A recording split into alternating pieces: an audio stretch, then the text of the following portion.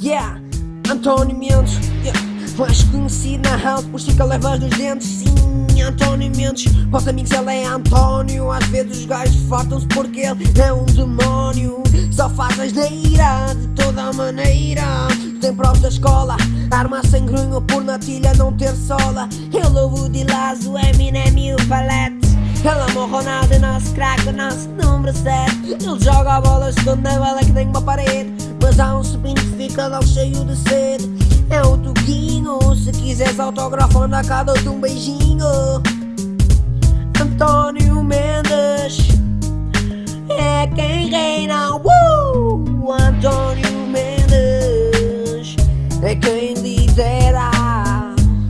António Mendes, todo mundo é quem reina. António Mendes é quem lidera.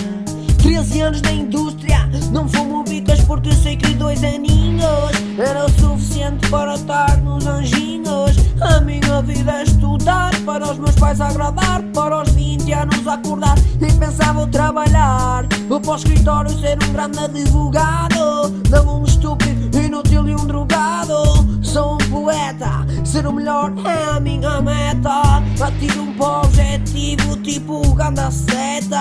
Não tenho amigos, tenho manos. Estarmos unidos é tudo o que precisamos. Estou aqui na descontra a mostrar o que sinto. Isto vem tudo do meu instinto, eu não minto, pois é, yeah. António Mendes,